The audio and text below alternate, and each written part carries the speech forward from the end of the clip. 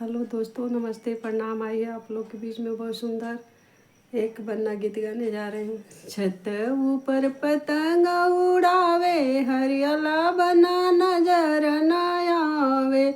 छत ऊपर पतंग उड़ावे, हरियाला बना नजर न आवे।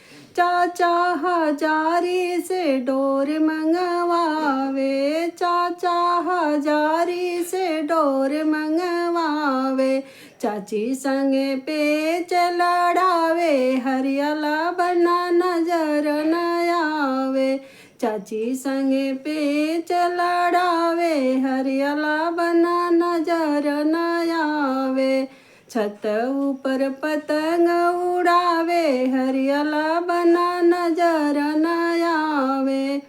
पापा हजारी से डोर मंगवावे, पापा हजारी से डोर मंगवावे।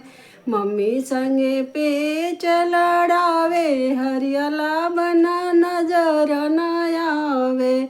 मम्मी संगे पेच लड़ावे, हरियाला बना नजर न आवे। छत ऊपर पतंग उड़ावे, हरियाला बना नजर न आवे।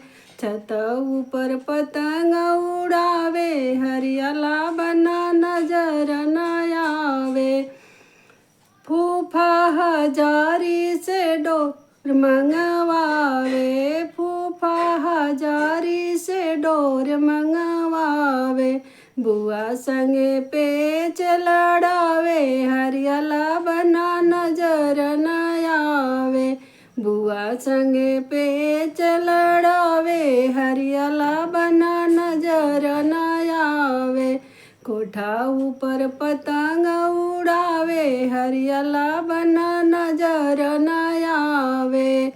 भैया हजारी से डोर मंगवावे, भैया हजारी से डोर मंगवावे। भाभी संगे पेच लड़ावे, हरियाला बना नजर न आवे। भाभी संगे पेच लड़ावे, हरियाला बना नजर न आवे। कोठा ऊपर पतंग उड़ावे, हरियाला बना नजर न आवे। कोठा ऊपर पतंग उड़ावे, हरियाला बना नजर न आवे।